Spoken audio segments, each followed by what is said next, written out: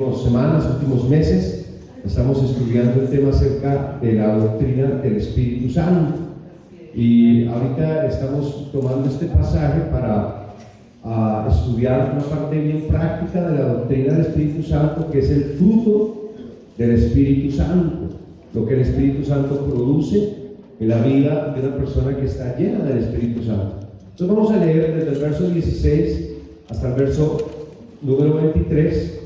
Lo vamos a leer juntos, hermanos, esta mañana. Entonces, por favor, usted lee el 17 y así hasta llegar al 23. Dice la Biblia en el verso número 16: digo pues, andad en el Espíritu y no satisfagáis los deseos de la carne. Verso 17, hermanos. Porque el deseo de la carne es contra el Espíritu, y el Espíritu es contra la carne, y estos son enemigos para las que Pero si sois guiados por el Espíritu, no estáis bajo la ley. Verso 19, hermanos.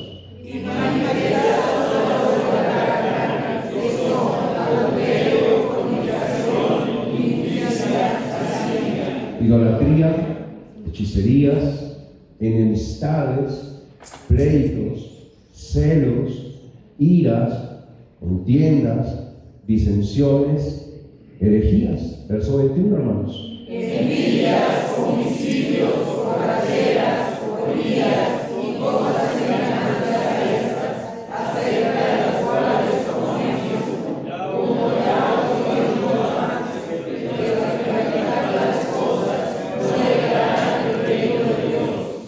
Más, ahí está el contraste, hermanos, de lo que Pablo ha venido enseñando. Más el fruto del Espíritu es amor, gozo, paz, paciencia, benignidad, bondad, fe.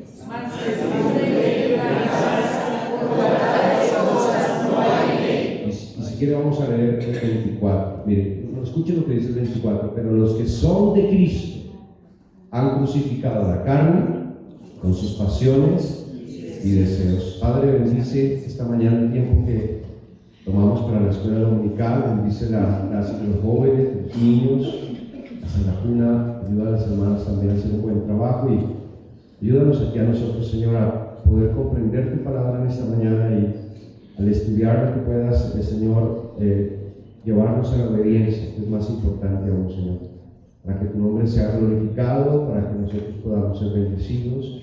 En el nombre de Cristo te lo pedimos. Amén. Pablo, hermanos, recuerden que esta carta es importante cuando estudiamos un texto, tener en cuenta el contexto, tener en cuenta dónde está ubicado ese texto. Y Pablo, hermanos, escribe a los Gálatas, una iglesia que él había comenzado, que él había iniciado, y ellos eran un grupo de gentiles que antes eran paganos, eran idólatras. Pero de repente Pablo viene y les predica el Evangelio de Cristo, el Evangelio de la gracia, el Evangelio de la salvación.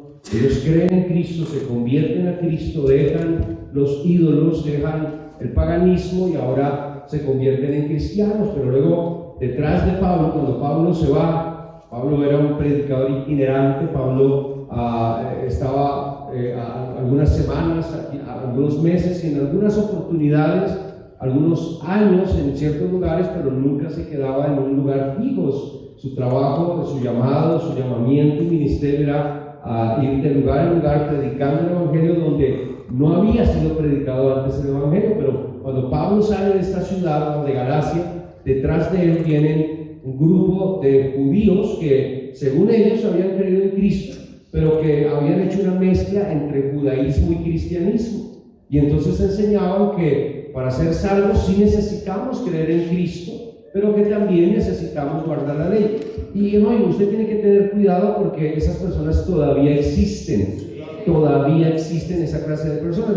Los judaizantes, pero han cambiado de nombre y se le llaman judíos mesiánicos, ¿verdad? Y ahí se dejan sus trencitas y dicen que somos todos judíos, que los que no terminamos los apellidos en S o en Z, es decir, como el 99% de la gente. Porque si yo le preguntara ahorita, aquí su apellido, ¿cuántos de aquí su apellido termina en S o en Z? La mayoría levantarían su mano. Entonces la mayoría aquí seríamos según esta secta, judíos. Luego entonces estarían enseñándonos que nosotros debemos guardar la ley para ser salvos y debemos dejar de comer ciertos alimentos y abstenernos de ciertas cosas y guardar el sábado y un montón de cosas que ni ellos mismos entienden ni ellos mismos practican como debería hacerlo, si es que debiéramos practicarlo.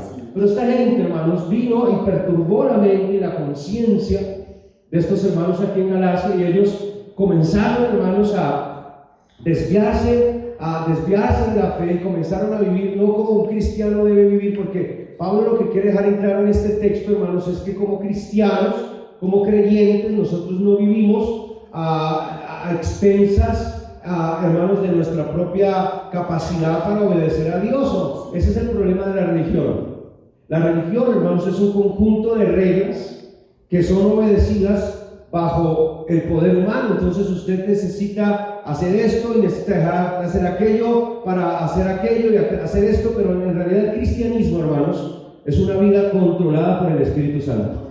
Es diferente. Por eso Pablo en el versículo 16 dice: digo pues, note, andad en el Espíritu. Algunos enseñan, de hecho, yo no me atrevo a decir que aquí tenemos un error, porque yo creo que Dios aún en la traducción, y sobre todo en esta traducción en la cual nosotros confiamos, que es la Reina Valera 1960, Dios, hermanos, hay una doctrina que nosotros creemos y la hemos enseñado aquí en la escuela dominical. Hay algún sonido raro, ¿verdad, hermano? Escucho un sonido extraño. Sí, arréglenme, por favor, ayúdenme. Escucho un golpe, hermano, un golpeteo ahí en el sonido. Hay una doctrina, hermanos, que nosotros creemos, en la cual confiamos, que es la doctrina de la preservación de las Escrituras. O sea, nosotros creemos, hermanos, que Dios, en su soberanía, en su control absoluto que Él tiene de todas las cosas, de los detalles aún más pequeños o más grandes, Dios se encargó no solamente de que su palabra originalmente fuera dicha por aquellos que Él inspiró para que la dijeran, sino que quedara escrita y preservada para esas generaciones, sino que la preservó para que luego fuera traducida a diferentes idiomas. Usó a hombres, tanto a los escritores originales, cada uno de esos más de 40 personas que escribieron en ese trayecto de más de 1500 años, escribieron esos 66 libros a los cuales nosotros hoy llamamos Biblia. Él los inspiró y Él se encargó de cuidadosamente que ellos escribieran exactamente palabra por palabra que Él quería que ellos dijeran, pero luego Él mismo se encargó más adelante, hermanos, en la historia, que hombres como Casiodoro de Reina, como Cipriano de Valera, pudieran traducirnos a nosotros, para el mundo hispano, la Biblia en el español, en nuestro idioma, y la preservó para usted y para mí hasta el día de hoy. No, eso es parte del amor de Dios hacia la humanidad. Porque imagínese usted qué haríamos sin Biblia, hermanos. No lo conoceríamos. ¿Qué haríamos, hermanos? ¿Cómo sabríamos qué hacer? ¿Cómo sabríamos cómo ser salvos? ¿Cómo sabríamos cómo guiar a nuestra familia? ¿Cómo sabríamos qué cosas a Dios le agradan, qué cosas no le agradan? ¿Cómo podría vivir la Biblia? Hay un texto, hay un salmo, hermanos, que recuerdo que dice que si el fundamento fuere quitado, ¿cómo ha de vivir el justo? O sea, y el fundamento es la Biblia, hermanos. La palabra de Dios. Es donde fundamentamos nuestra fe, nuestra práctica. Nosotros los bautistas defendemos, y esa es una cosa que marca la diferencia entre nosotros los bautistas y muchas otras denominaciones. Nosotros defendemos, hermanos, que para nosotros no existe otra norma de fe y de práctica que no sea la Biblia. Amén. Pastor, pero los demás también creen en la Biblia. Sí, el problema es que creen en la Biblia más otras cosas. De hecho, esa es una de las características de toda religión incorrecta, que creen en la Biblia, pero le agregan otras cosas. La Biblia más los libros del Mormón, la Biblia más el Atalaya, la Biblia más el Despertar, la Biblia más lo que diga el Papa, la Biblia más lo que profetizó el profeta fulano de tal, la Biblia más lo que dice el apóstol. Pero nosotros creemos, defendemos que únicamente la Biblia es la autoridad final para nuestras vidas. Es lo que nosotros tomamos como regla de fe y de práctica para todo lo que nosotros hacemos o dejamos de hacer. Eso marca una tremenda diferencia. Y Pablo, hermanos, está enseñando aquí, hermanos, y todo lo anterior no tiene que ver con esto, pero es bueno recordarlo. Pero Pablo, hermanos, está aquí haciendo una diferencia, haciendo un contraste entre lo que produce nuestra carne. No, mire, nosotros los seres humanos somos una fábrica de pecado. Eso es lo que dice el texto. Cuando usted lee las obras de la carne, wow, qué impresionante, hermano. Imagínense todas estas cosas que nosotros los seres humanos fabricamos en nuestro corazón. Dice la Escritura, dice fornicación, inmundicia, lascivia, idolatría, hechicerías, enemistades, pleitos, celos, iras, contiendas, disensiones, herejías, envidias, homicidios, borracheras, etcétera, etcétera, etcétera. De eso es lo que está lleno nuestro corazón. Ay, pastor, no diga eso de mí. Ay, hermano, usted sabe que sí. Los seres humanos somos una fábrica de pecado. Y es una fábrica 24/7. Veas que nos cierran su producción. Hasta cuando dormimos, estamos produciendo pecado.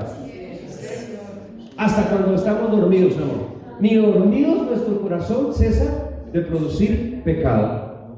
Entonces, si nosotros como seres humanos vivimos en la carne, pues vamos a vivir pecando.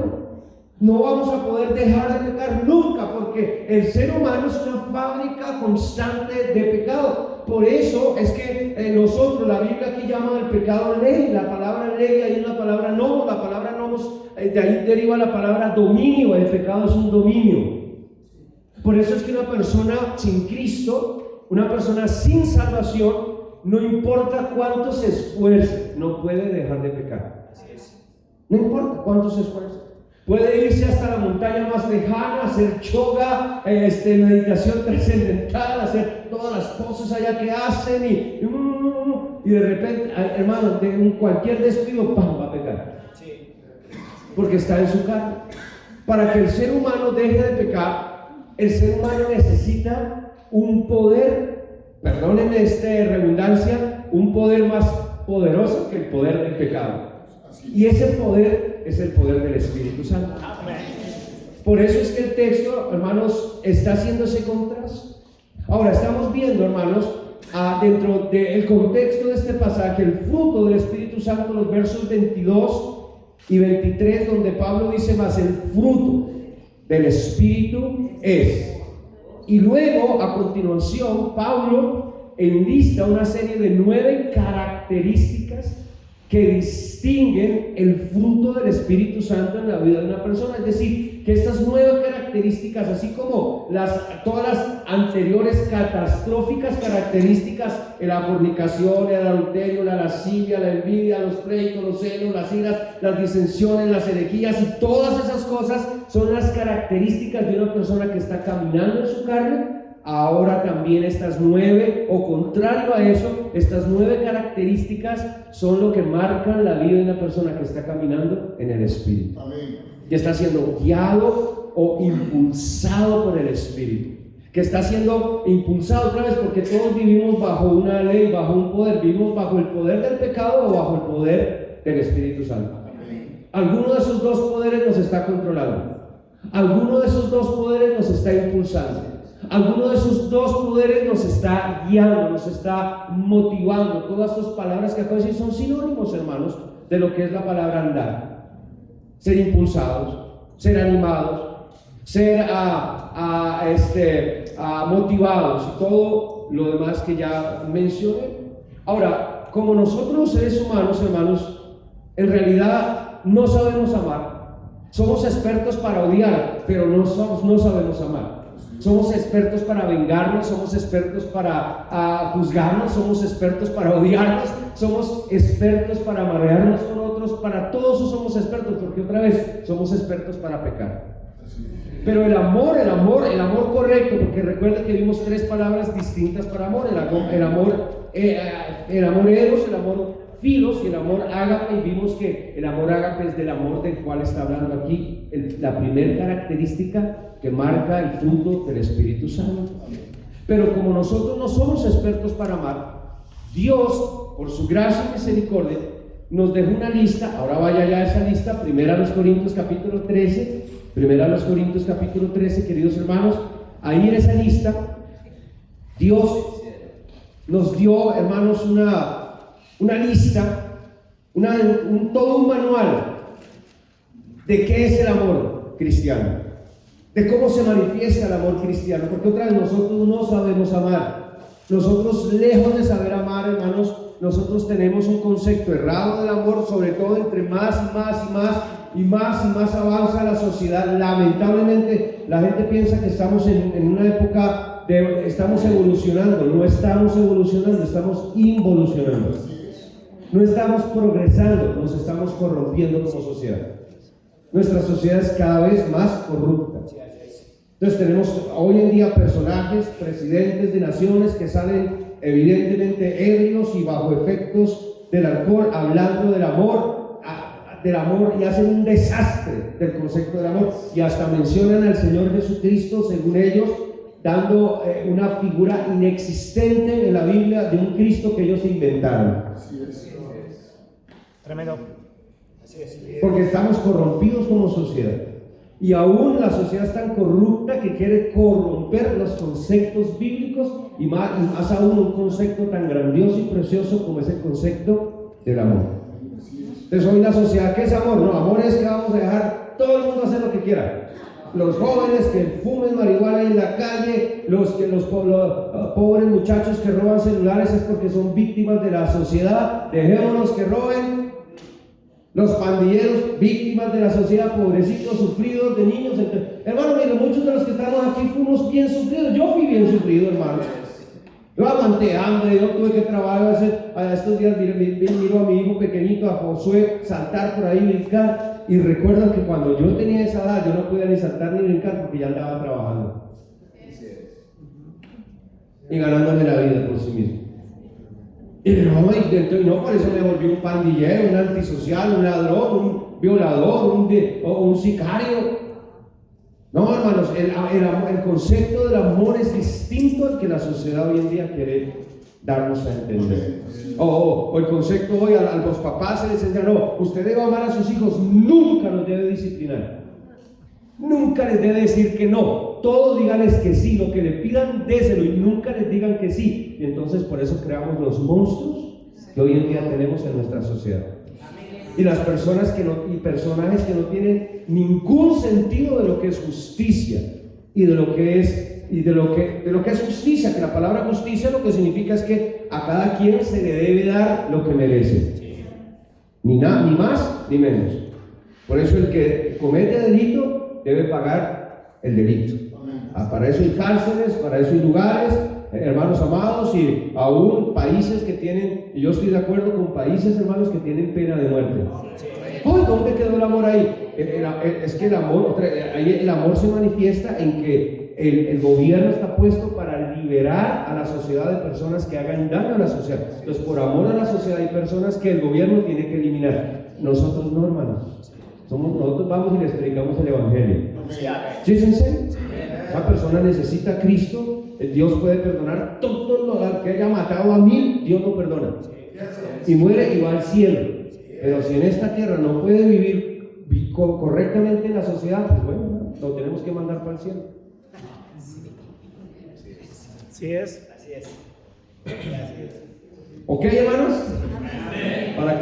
Para que tengan ese concepto correcto de lo que es el amor. Pero volvamos aquí, vamos a 1 Corintios capítulo número 13. Estamos estudiando ahí algunas características de este amor, hermanos. Dice el versículo 1: si yo hablase en lenguas humanas y angélicas y no tengo amor, vengo a ser como metal que resuena o címbalo que retiña. Recuerden que el apóstol Pablo que está diciendo aquí es simplemente que uno puede hacer grandes cosas, puede hacer grandes hazañas, pero si la motivación no es el amor, en realidad lo que está haciendo es puro ruido. Es lo que eso significa.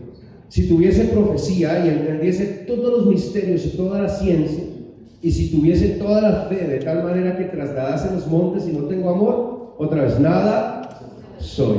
Y si repartiese todos mis bienes para dar a comer a los pobres, y si entregase mi cuerpo para ser quemado y no tengo amor, de nada me sirve.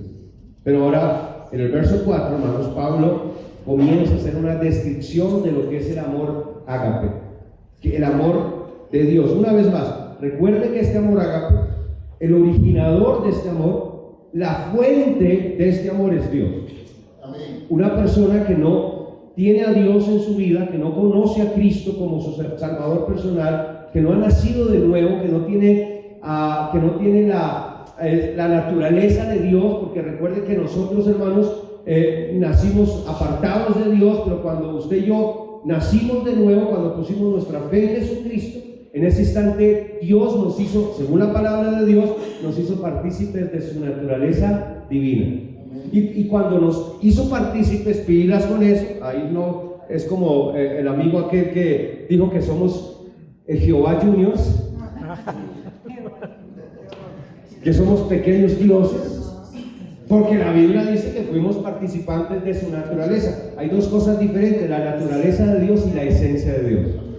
La esencia de Dios son aquellas cosas que Dios no comparte con ningún otro ser, porque precisamente son aquellas cosas que lo hacen ser a Él un Dios exclusivo, un Dios sin igual.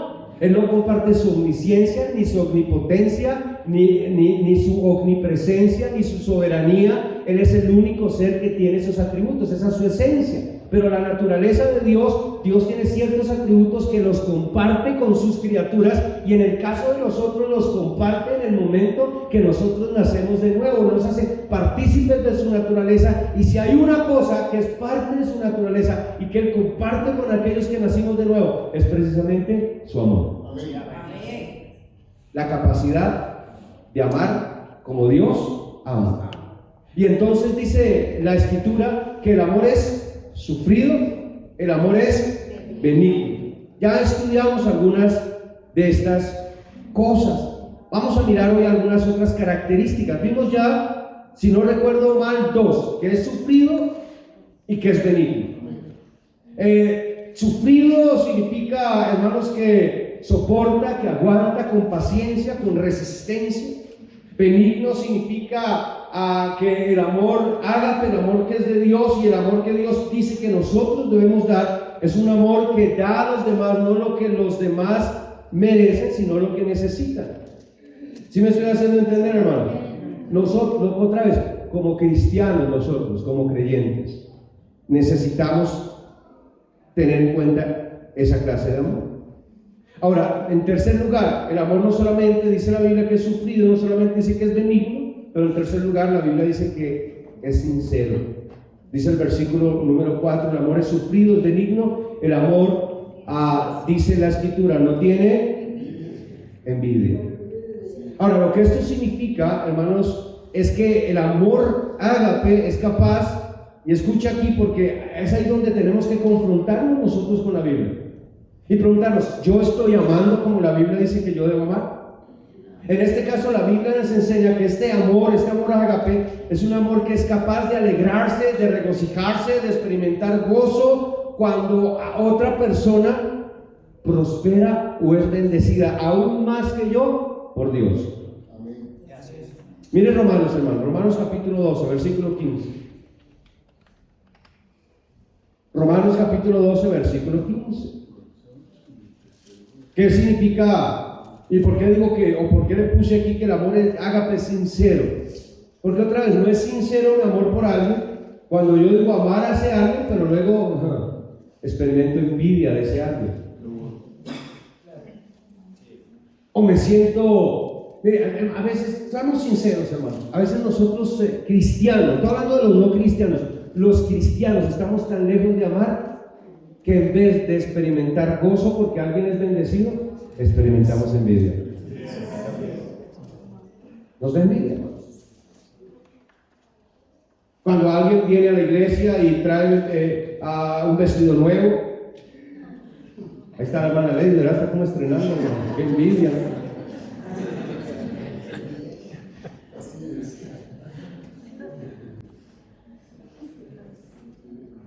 Cuando alguien, hermanos, escuchamos que compró algo que nosotros nunca hemos podido comprar, que adquirió algo que nosotros nunca hemos podido adquirir, que Dios lo está bendiciendo, que Dios lo está prosperando, ahí es donde tenemos que examinar si estamos amando o no, porque ahí es donde se manifiesta el amor. Y el amor bíblico es sincero. Y entonces dice Romanos capítulo 12, verso 15, mire: gozaos con los que sé, llorad con los que lloran. Pero otra vez, hermanos, a veces lejos de amar, lejos de experimentar gozo cuando escuchamos que alguien es bendecido por Dios, experimentamos rabia dentro de nuestro corazón. Nos da cierta cosquillita ahí. Cuando escuchamos o vemos o somos testigos de alguien que está siendo bendecido por Dios. Mire, el término aquí envidia que aparece en 1 Corintios 13, cuando dice que el amor no tiene envidia, el amor ágape no tiene envidia. El término envidia, hermanos, que es traducido aquí como envidia, es un sentimiento de disgusto producido al ser testigo o al oír de la prosperidad de otros.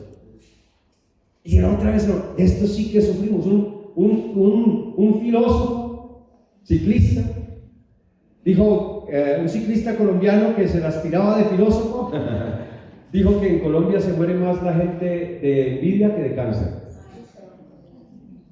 Qué frase tan interesante.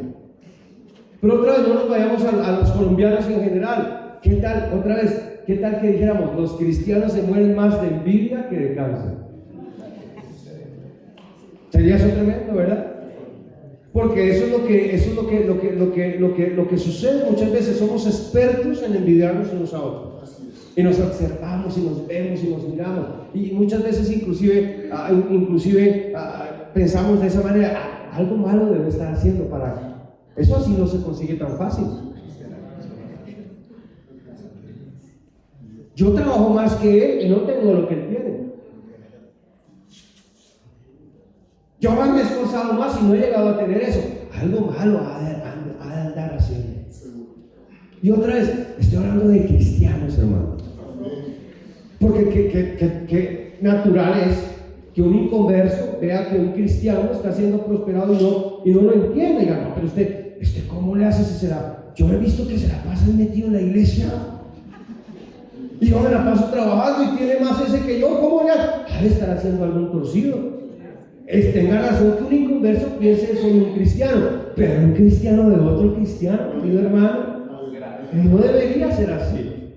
Al contrario, debería alegrarse y segundo preguntarle, ¿qué está haciendo? Yo también quiero ser bendecido. Yo también quiero ser prosperado. ¿Cómo le está haciendo? Yo veo que usted trabaja menos que yo y tiene más. ¿Cómo le hace? Pero no experimentar envidia, hermanos. Mire, cuando consideramos, hermanos, que la ganancia de otro es mi pérdida, eso es envidia.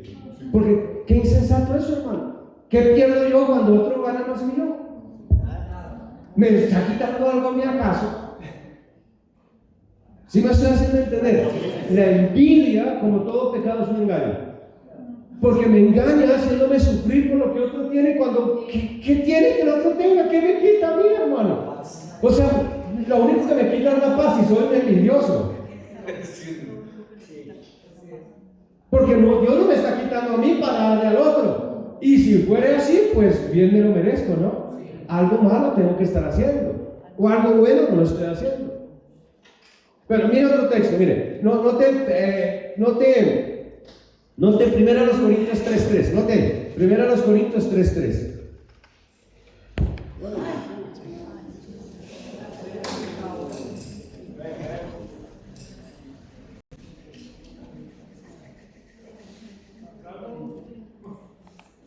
Muy bien, hermanos.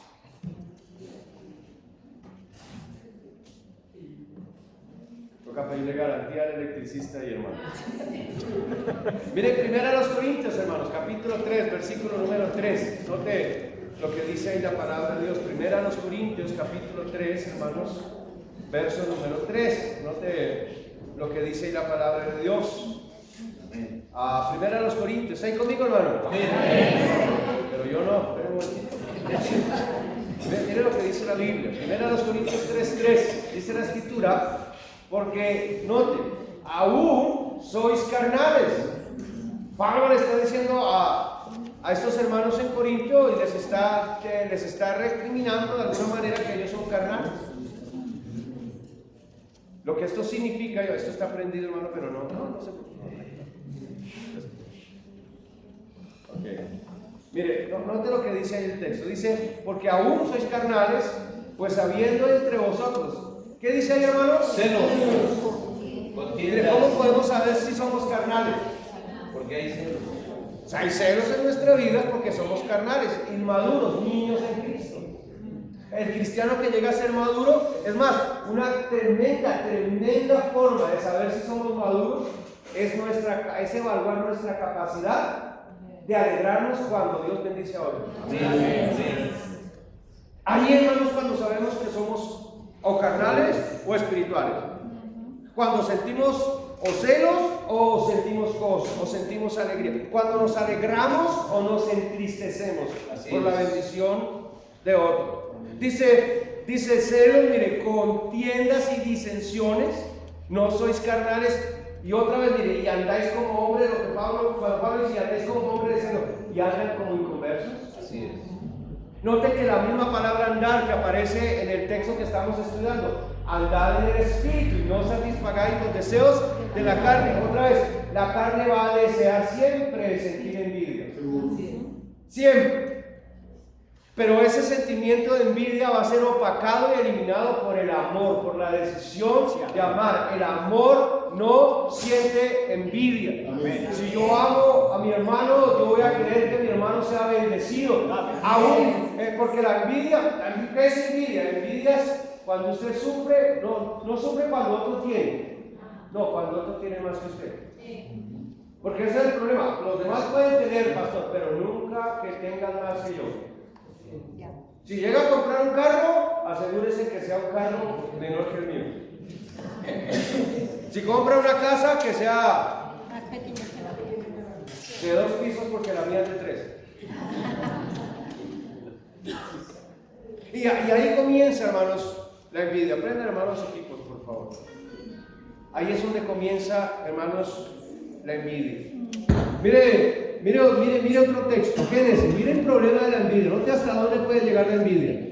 Génesis capítulo 4. Vaya conmigo ahí. Génesis capítulo 4. Note la escritura, hermanos, porque, mire, los celos, ya lo dije, hermanos, son la prueba de la inmadurez y de la carnalidad. Así es. Cuando estamos controlados, hermanos, por la carne y no por el espíritu, vamos a experimentar sí o sí celos y envidia. Y esto no solamente de cosas materiales. ¿Qué tal aún peor? Imagínense, aún entre las cosas espirituales. ¿Cómo así, pastor? Explíquese. Sí. Hermanitos que sienten celos porque Dios usa a otro. Así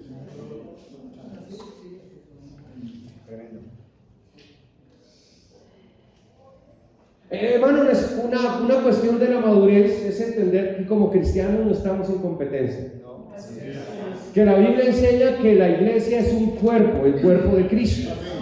Y que una iglesia, al ser un cuerpo, tiene muchos miembros y cada miembro debe cumplir una diferente función. Y que no es más importante, por más que sea más visible, la función de la boca o de los ojos, que la función de órganos que no se ven, pero cumplen una función.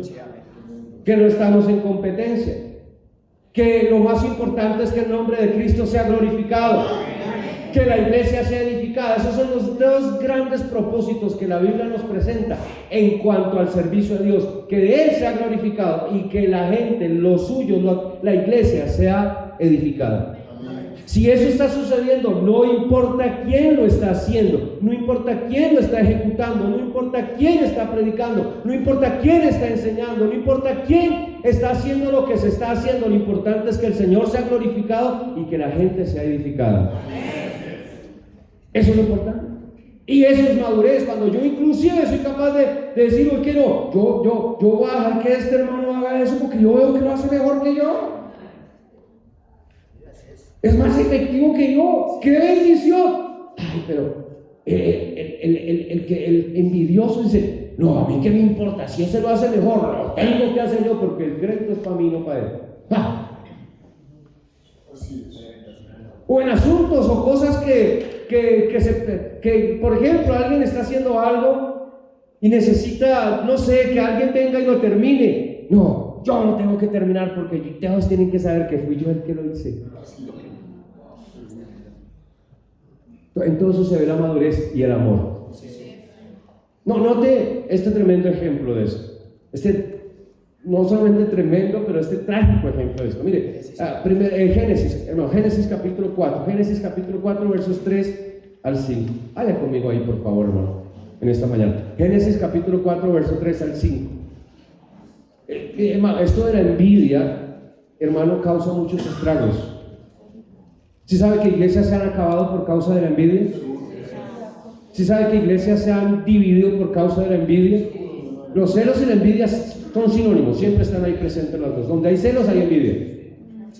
Donde hay envidia hay celos. Pero celos han acabado, celos o envidia, no, envidia han acabado con matrimonios. Envidia acaba con familias enteras. La envidia ha causado estragos entre familias. Hermano, entre hermanos se matan por envidia. Y dice aquí la escritura que aconteció andando el tiempo que Caín trajo del fruto de la tierra una ofrenda a Jehová. Y Abel trajo también de los primogénitos de sus ovejas, de lo más gordo de ellas. Y miró Jehová con agrado a Abel. Y aquí la pregunta es: ¿y qué culpa tenía Abel?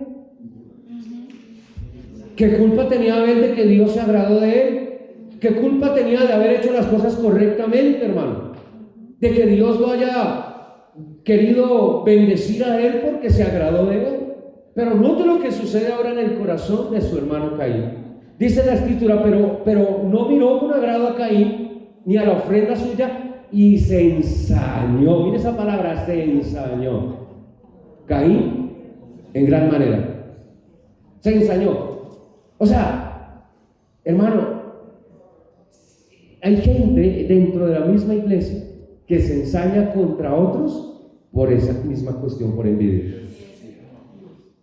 Y que sin el otro está haciendo nada, a veces inclusive uno puede ser víctima de eso, ¿no? También hay que recuerde que hay que aprender a amar a nuestros enemigos.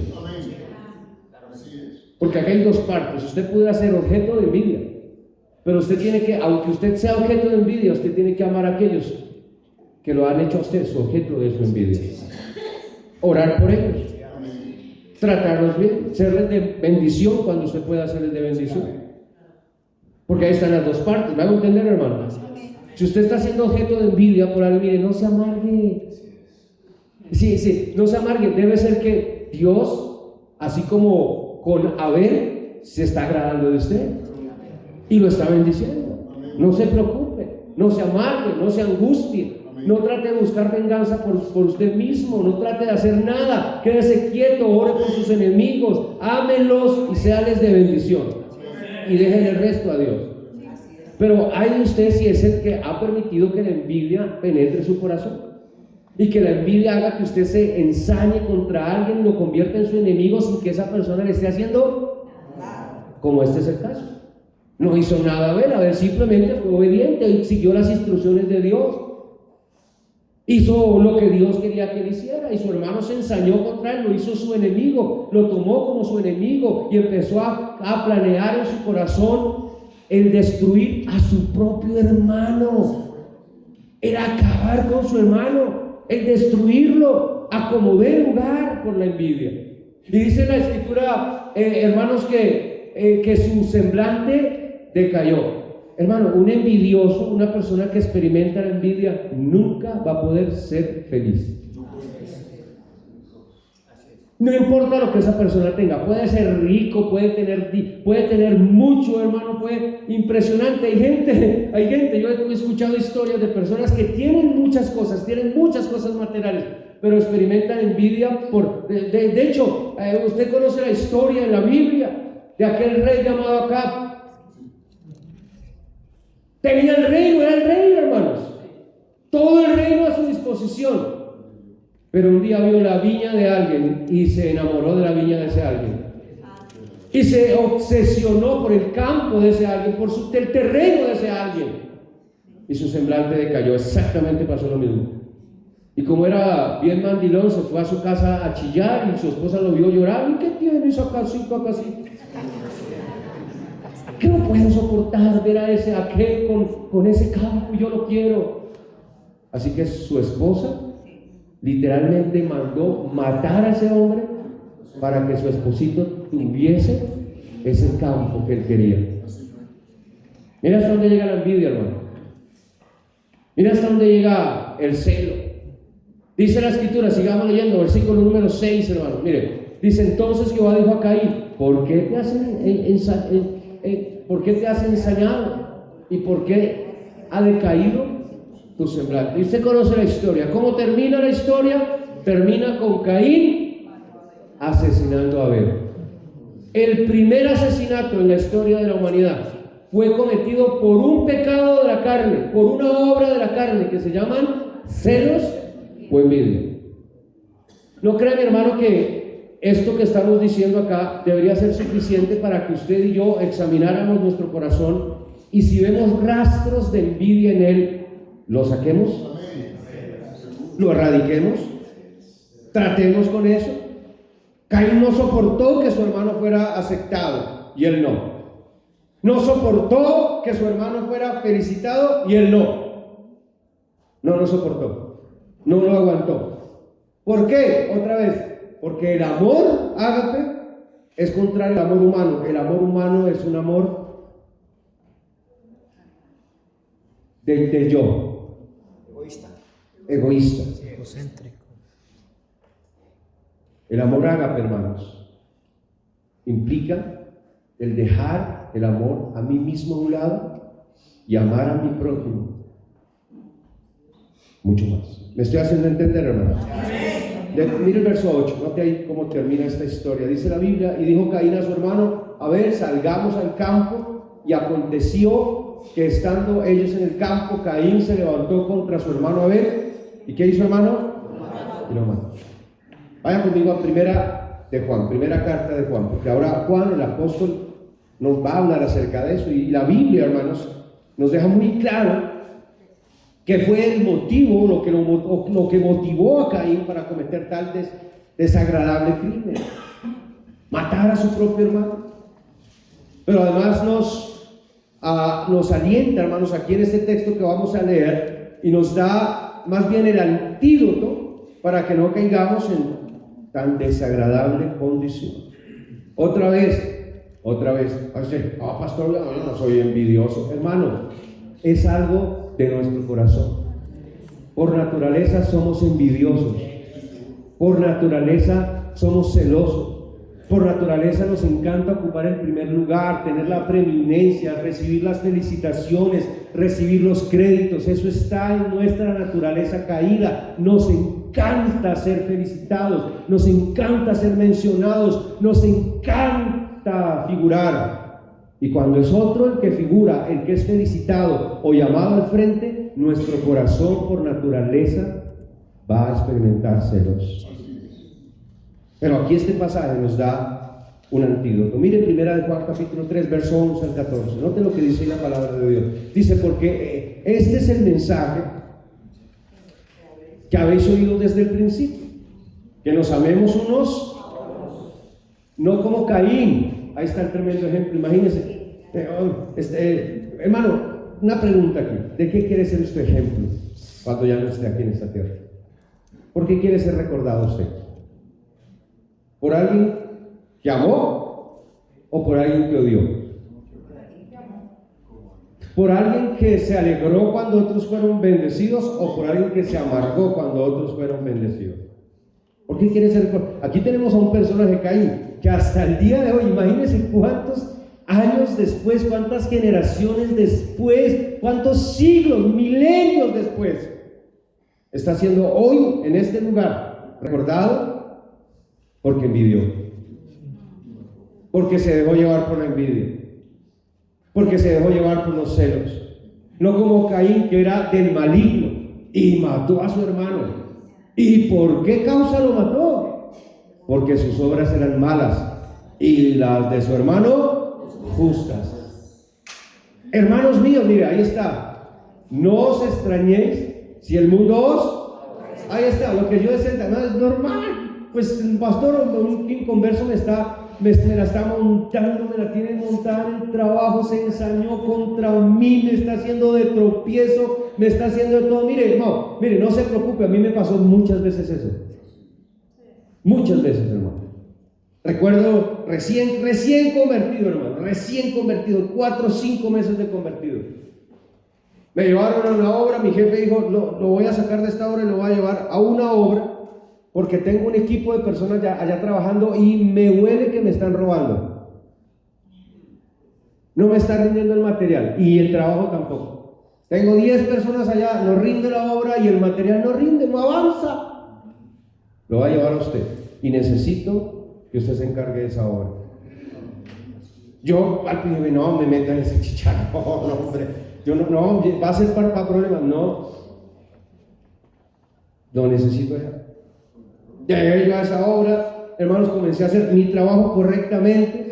Tomé de entre todos ellos a un ayudante. Miren, interesante hacer las cosas bien. Miren esta historia. Entonces tomé a este muchacho,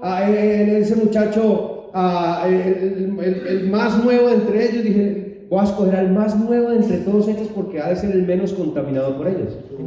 Usted va a ser mi ayudante, venga para acá. Y me puse yo con el muchacho a trabajar en esa obra. Yo no llegué a tomar el control, yo dejé que los que tenían el control siguieran. Además, me puse bajo la autoridad del que se suponía tenía el control. El jefe ya me presentó, ahora de adelante él es el jefe de todos ustedes. Cuando él se fue, dije, no le hagan caso, mire, yo vine solamente a ayudar. Usted es el jefe, ¿qué quiere que haga? Denme un ayudante y yo hago lo que usted me diga.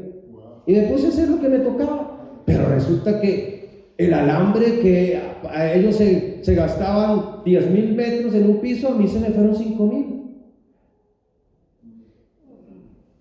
Y lo que ellos tardaban entre 10 a hacer 15 días, yo lo hice con una sola persona en una semana. Y entonces llegó el jefe y dijo, es lo que me temía.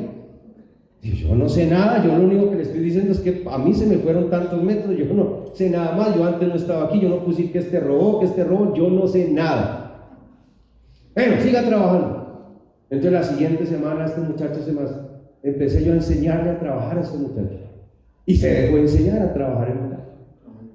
Así que llegó y me dijo, mire, don Carlos, yo le tengo que decir a usted la verdad. Y le digo, ¿la verdad qué? Me dijo, mire, todos esos manos lo odian a usted. No desde que llegó aquí, desde mucho antes, porque ellos dicen que porque usted, sabiendo que usted tiene menos años que ellos trabajando en esta empresa, que usted es nuevo y además que tiene mucha menos edad que ellos, porque gana más que ellos. Porque el jefe le paga más a usted. Y me habían hablado de usted mal, me han dicho que usted es la peor, que usted es un monstruo. Pero en esta semana me doy cuenta que usted es buena gente. En eso se equivocó.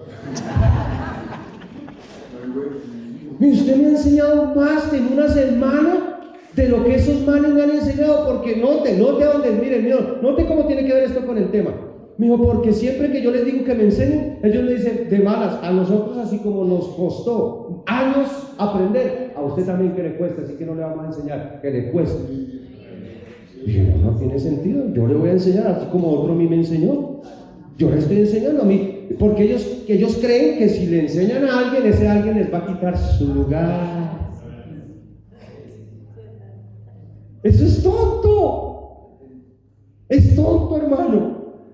Y entonces por enseñarle a este muchacho, dijo, yo no puedo permitir que esa gente está planeando una cosa bien perversa contra nosotros. Le dije, ¿en serio? Cuénteme a ver. Y me echaron todo el cuento y eso tenía un plan, pero bien organizado, bien estratégico, cada uno tenía su lugar. Hermanos, inclusive entre ellos, entre los que estaban armando el plan, estaba un muchacho con el que yo me crié en el barrio, que lo llevé del barrio a la empresa, lo metí yo a trabajar, le enseñé a trabajar y ahora se había aliado con ellos para destruirme a mí. Es más, peor, era el marido de la hermana de mi esposa en esa época. Y yo les había tendido la mano cuando estaban en la calle. Miren cómo, para hacerle la historia larga corta, miren. Y el muchacho me dijo, ¿qué va a hacer? Le dije, no. Nos va a dejar. Le dije, mire, escuche. Le voy a enseñar a usted una lección más importante que todo lo que le he enseñado de la electricidad. Usted va a ver que es confiar en Dios. Usted va a ser testigo de lo que Dios va a hacer. Usted lo va a ver. Así que no se preocupe. Y no dice, Nada, yo no hice absolutamente nada, no los eché al agua, no llamé al jefe, no hice nada. Simplemente oré, Señor, encárgate. Soy recién convertido, hace 3 meses era un ladrón, hace 3 meses era esto, pero tú sabes que desde hace 3 meses me convertí, quiero hacer las cosas bien, quiero ser fiel a ti, no me voy a coger una puntilla nunca más de una obra, voy a ser fiel en mi trabajo, voy a hacer mi trabajo para ti, no me importa si me paga bien o si me paga mal, lo voy a hacer para tu gloria, pero encárgate tú de esa gente. Y hermano, mire, no pasaron ni 2 ni 3 meses, toditicos los echaron, les quitaron la liquidación, los demandaron y casi para la cárcel se fueron. Me amenazaron que me iban a matar. Creo que no lo hicieron, porque eso hace ya 20 años, hermano, 18 años. Pero otra vez, hermano, déjame preguntarle esta mañana sinceramente, porque creo que voy a tener que terminar aquí. Yo creo que ya se nos fue el tiempo. Pero, ¿qué siente, hermano, usted en su corazón cuando su hermano es reconocido y usted no? ¿Qué siente, hermano? ¿Qué siente cuando alguien aparte de usted hace algo que usted quisiera hacer? Cuando alguien es colocado en un lugar en la iglesia que usted quisiera estar. Cuando alguien nuevo llega a la iglesia y de pronto Dios lo usa en cierta área más de lo que lo usa usted. ¿Qué siente usted en su corazón? ¿Qué experimenta usted en su mente?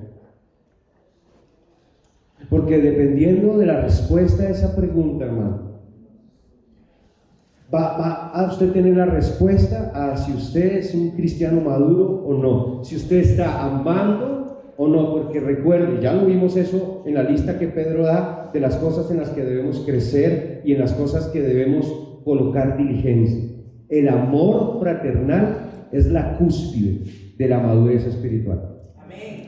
Aquel que aprende a amar como Dios ama, ha llegado a la madurez. Amén. Y es alguien que va a estar en una posición que Dios lo va a poder bendecir. Porque mientras que no lleguemos ahí, vamos a ser cristianos limitados. Recuerde que somos herederos, pero un heredero entre que es niño no puede disfrutar de su herencia hasta que es maduro y es capaz de administrar la herencia que ya le pertenece, pero que su padre no se la va a dar hasta que no muestre la suficiente responsabilidad.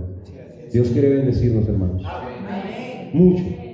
Y quiere poner en nuestras manos muchas cosas, no solamente cosas materiales, más allá, porque hermano, si usted es una persona inmadura y es un envidioso, usted no puede ser un líder. No puede ser un líder. Porque el liderazgo en la iglesia se basa en el amor. Se basa en el olvidarse de usted mismo. Pablo, yo con el mayor gusto gastaré lo mío. Y aún a mí mismo me gastaré por amor a vuestras almas, aunque amándoos más. Cuando alguien es puesto en el ministerio y no ha aprendido a amar, se va a amargar, porque la gente le va a hacer cosas y por eso tenemos un montón de gente amargada en día. Yo servía pastor y la gente me pagó mal, y yo di todo de mi pastor y la gente me pagó mal. Entonces fue porque no lo hizo por amor, sino porque estaba buscando el crédito, el reconocimiento o llamar la atención, y por eso se frustró.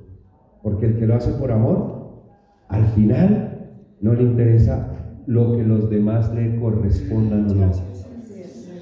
Sigue amando, porque, ¿te acuerdas? El amor es sufrido, es paciente, no busca lo suyo, no se irrita, no siente envidia.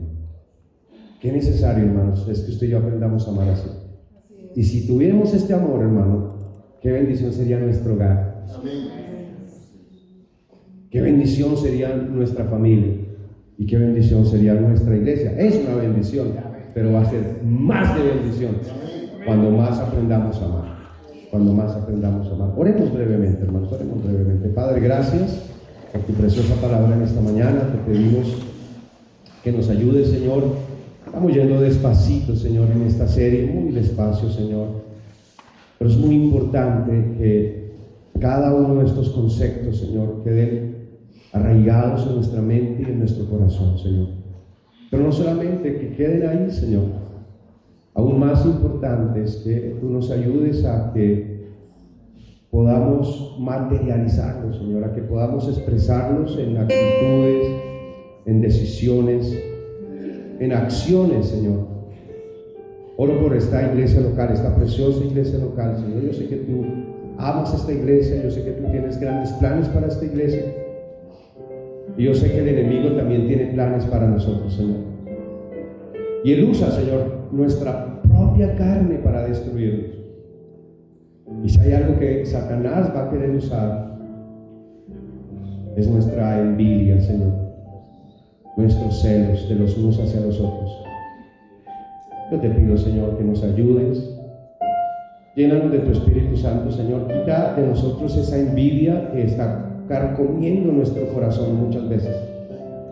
Ese sentimiento, Señor, hacia aquellos que usas o que tú bendices, y quítalo, Señor, y danos gozo y ayúdanos a alegrarnos, no solamente de nosotros aquí como iglesia, ayúdanos a hacerlo también con otras iglesias, Señor. Perdónanos cuando escuchamos que tú estás bendiciendo a otros y nos enojamos por dentro, Señor, y no somos sinceros cuando deberíamos amarles a ellos también y regocijarnos porque tú les bendices. Ayúdanos a crecer, ayúdanos a avanzar de esa manera, que amemos a otros, aún, Señor, aún a los que no nos son cercanos o a los que no nos son amigables a nosotros.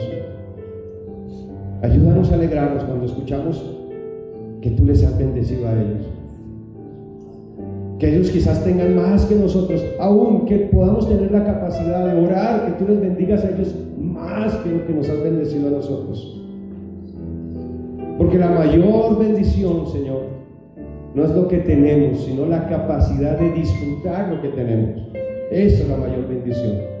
Y jamás podremos disfrutar si no aprendemos a amar y a gozarnos con lo que otros tienen. Ayúdanos que así sea. Bendice, Señor, cada decisión que en esta mañana tomamos. Danos la gracia y el poder de tu Espíritu para llevarla a cabo. Ayúdanos, Señor. Ayuda que esto también que lo podamos poner en obra en nuestro hogar, en nuestra familia.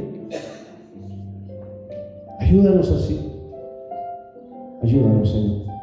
En el nombre de Jesucristo. Amén, Señor. Gracias.